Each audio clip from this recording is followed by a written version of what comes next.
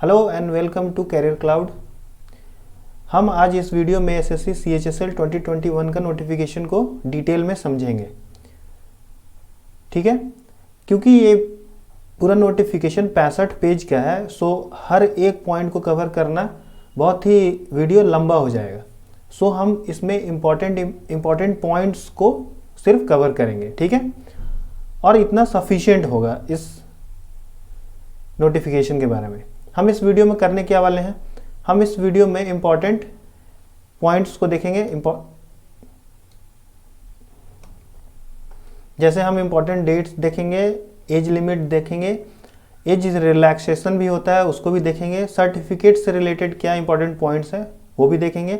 इस फॉर्म को फिल करने के लिए एजुकेशन क्वालिफिकेशन क्या होना चाहिए, फिर एग्ज़ाम फ़ी कितना है, फ़ोटो और साइन सिग्नेचर से भी रिलेटेड कुछ डाउट्स और क्वेरी है उसे भी हम यहाँ सॉल्व करने की कोशिश करेंगे। फिर नेक्स्ट में हम देखेंगे प्रोसेस क्या होता है इस एग्ज़ाम का, सिलेक्शन प्रोसेस। फिर ये न्यू चीज़ ऐड किया गया है करेक्शन और मॉडिफिकेशन, इसमें ये क्या कहा गया है हम इसे भी देखेंगे। तो चलिए फिर इस वीडियो को शुरू करते हैं। सबसे पहले इस नोटिफिकेशन में इम्पॉर्टेंट डेट्स दिया गया है। इसमें बताया गया है कि इस फॉर्म को फिल किया जाएगा 1 फरवरी से 7 मार्च के बीच में। फिर इसमें बताया गया है कि 7 मार्च लास्ट डेट है एप्लीकेशन का। फिर पेमेंट के लिए लास्ट डेट बताया गया है, अगर आप ऑनलाइन पेमेंट करते हैं तो 8 मार्च को लास्ट डेट है, अगर आप ऑफलाइन पेमेंट करते हैं तो 10 मार्च लास्ट डेट है।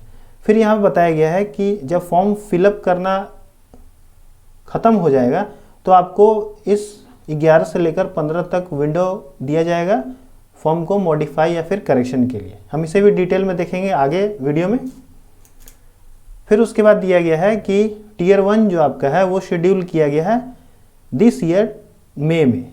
एग्जैक्ट डेट नहीं दिया गया है बट बताया गया है कि मई 2020 को में शेड्यूल किया जाएगा। उसी तरह यहाँ डिस्क्रिप्शन पेपर जो होता है टीयर 2 उसमें भी बताया गया है to be notified letter. Alright,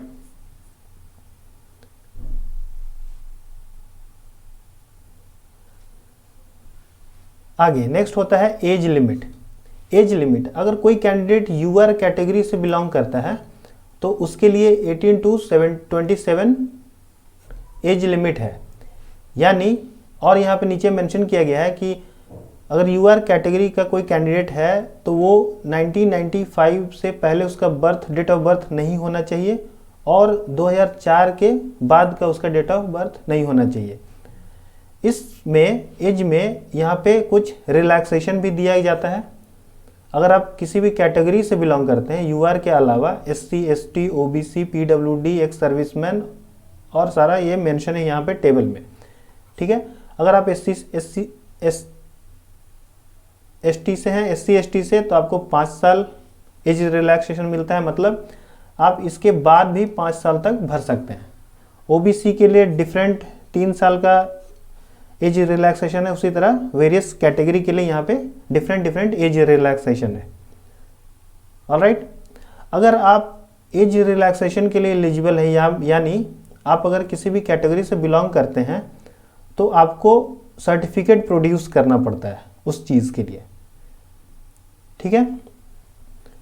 तो अगर आप इनमें से किसी भी कैटेगरी से बिलोंग करते हैं तो आपको कैटेगरी का एज रिलैक्सेशन का बेनिफिट मिलेगा और फिर उस बेनिफिट के लिए आपको सर्टिफिकेट प्रोड्यूस करना पड़ेगा। और उस यहाँ पे एक चीज़ और बताया गया है कि जो सर्टिफिकेट का जो डेट है, सर्टिफिकेट आपका 7 मार्च 2022 से पहले का बना हुआ होना चाहिए। यानी फॉर्म भरने तक जो लास्ट डेट है उससे पहले का आपका सर्टिफिकेट में डेट होना चाहिए। तो ये चीज़ भी आप ध्यान रखिए अगर आप किसी भी कैटेगरी से बिलोंग करते हैं तो।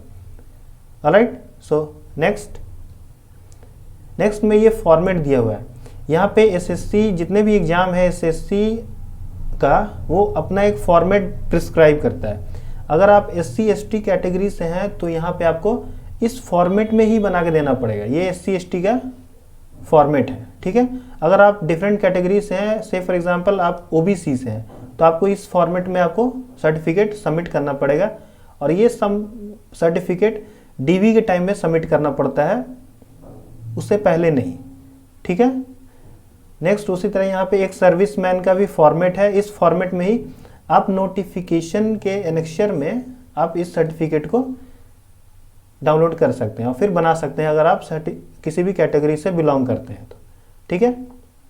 और भी वेरियस जितने भी रिजर्वेशन है, जितने भी कैटेगरी हैं, उनका भी एनेक्शर में ऐड किया हुआ नोटिफिकेशन में ही। ठीक है। नेक्स्ट यहाँ पे बताया गया है 9 नंबर में कि एजुकेशन क्वालिफिकेशन क्या होना चाहिए।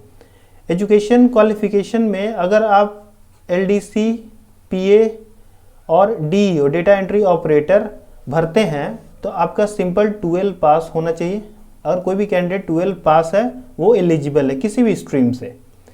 सिर्फ यहाँ पे एक्सेप्शन सेकंड में दिया हुआ है कि डेटा एंट्री ऑपरेटर अगर आप in the office of CAG में अप्लाई करेंगे तो यहाँ पे आपका 12 स्टैंडर्ड पास होना चाहिए साइंस स्ट्रीम से और आपका मैथ सब्जेक्ट होना चाहिए। देखिए ये चीज़ जो है यहाँ पे, ये आप जब टियर 1, टियर 2, टियर 3 क्वालिफाई करेंगे फिर आपका पोस्ट प्रेफरेंस भरा जाता है और उसमें ये फिर आपको मेंशन करना होता है कि आप कौन सा पोस्ट लेना चाहते हैं, वहाँ पे ये रेलिवेंट हो जाता है। ठीक है। और यहाँ पे एक बात कहा गया है कि डेट, अगर आपका जो सर्टिफिकेट है 12 का वो इससे पहले का होना चाहिए। जैसे अगर आप कोई ऑलरेडी पास है उसके लिए कोई प्रॉब्लम नहीं है, अगर कोई अपीयरिंग है उसका सर्टिफिकेट आने वाला है तो मेक श्योर कि आपका जो सर्टिफिकेट है वो इससे पहले, इस डेट से पहले का होना चाहिए। ठीक है। नेक्स्ट पढ़ते हैं। नेक्स्ट यहाँ फ़ी के बारे में बताया गया है कि फ़ी इसका नॉमिनल है 100 रुपीज़।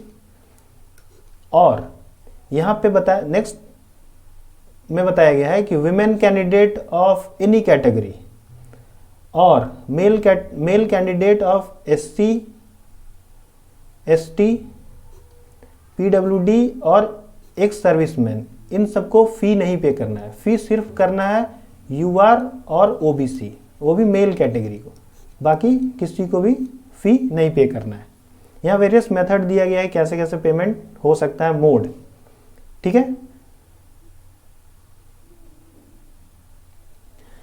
नेक्स्ट में फ़ोटो से रिलेटेड बहुत सारे डाउट होते हैं। देखिए फ़ोटो से पहले भी डाउट हुआ, अभी भी डाउट है। फ़ोटो का यहाँ अगर हाउ टू अप्लाई सेक्शन में आप देखेंगे 10 नंबर में तो यहाँ पे बताया गया है कि जो फ़ोटो है वो JPEG फॉर्मेट में होना चाहिए और उसका जो साइज़ है वो 20 KB से 50 KB के बीच में रहना चाहिए। और यहाँ पे मेंशन किया गया है कि जो फ़ोटो है वो 3 महीना से पुराना नहीं होना चाहिए। ठीक है। उसके बाद यहाँ पे फोटोग्राफ का भी डायमेंशन भी दिया हुआ है और यहाँ पे जब आप इस एनेक्शर में जाएंगे तो और भी डिटेल दिया हुआ है, उसका सैंपल भी दिया हुआ है कि आप कैसा कैसा फ़ोटो अगर डालेंगे तो पॉसिबिलिटी है रिजेक्शन का। ठीक है। देखते हैं हम। देखिए यहाँ पे और डिटेल एनेक्शर 4 में और डिटेल में यहाँ मेंशन किया गया है कि स्पेसिफिकेशन क्या होना चाहिए फ़ोटो और सिग्नेचर का। यहाँ पे देखिए एनेक्शर 5 में, नोटिफिकेशन के एनेक्शर 5 में ही मेंशन किया गया है कि ये सैंपल फ़ोटो है, ये एक्सेप्टेबल है और अगर आप इस तरीके का फ़ोटो डालते हैं जो थोड़ा ब्लर है, थोड़ा बड़ा है, डार्क है, अपसाइड डाउन है या फिर कैप के साथ, गॉगल के साथ, तो फिर आप यहाँ पे चांसेस रिजेक्शन का बढ़ जाता है। ठीक है। इन सारे बातों का आप ध्यान रखेंगे फॉर्म फिलअप करने से पहले। नेक्स्ट में बताया गया है 14 में कि एग्ज़ाम का पैटर्न क्या है। देखिए एग्ज़ाम 3 फेज़ में लिया जाता है, टियर 1, टियर 2 और टियर 3। टियर 1 जो होता है वो कंप्यूटर बेस्ड टेस्ट होता है जिसमें 4 सब्जेक्ट होता है, इंग्लिश, जीके, मैथ और जीएस, जनरल इंटेलिजेंस यानी रीजनिंग। टोटल 100 मार्क्स का एग्जाम होता है। हर एक सेक्शन से 25 क्वेश्चन पूछा जाता है और हर एक क्वेश्चन 2 मार्क्स का होता है, इसलिए हर एक सेक्शन 50 मार्क्स का। टोटल एग्जाम जो होता है टियर 1 वो 200 मार्क्स का। ठीक है। और यहाँ पे 60 मिनट प्रोवाइडेड होता है नॉर्मल कैंडिडेट के लिए और जो कैंडिडेट एलिजिबल है स्क्राइब के लिए उसे 80 मिनट। ठीक है।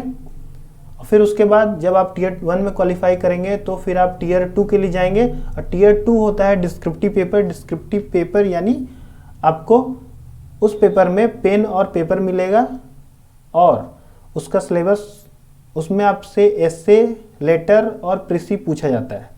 कोई भी 2 पूछा जाएगा जिसमें से, जो कि 50-50 मार्क्स का होगा, और फिर आप उसको भी क्वालिफाई करते हैं तो फिर आप टीयर 3 में जाते हैं। टीयर 3 यानी skill test. Skill test mainly typing test होता है।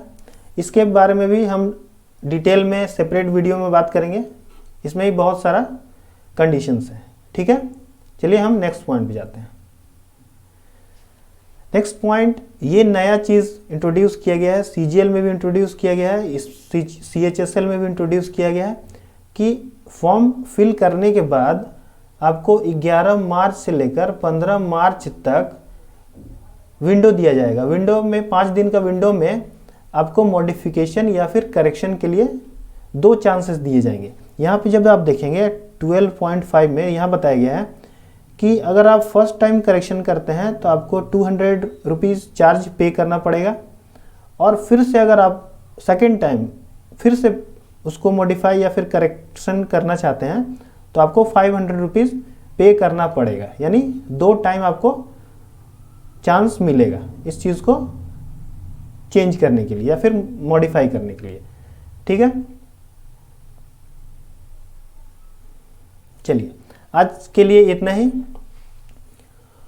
आई होप कि आपका सारा क्वेरी हम कवर किए होंगे। अगर आपका कोई स्पेसिफिक क्वेरी है, हम जैसा कि इनिशियली बोल चुके हैं कि हर एक पॉइंट को कवर करना पॉसिबल नहीं है एक वीडियो में। अगर आपका कोई स्पेसिफिक क्वेरी या फिर डाउट्स है तो आप कमेंट बॉक्स में पूछ सकते हैं, ठीक है। अगर आपको वीडियो यूज़फुल लगा तो लाइक कीजिए, शेयर कीजिए, सब्सक्राइब कीजिए, और लेटेस्ट नोटिफिकेशन के लिए हमारा टेलीग्राम चैनल भी ज्वाइन कीजिए, ठीक है।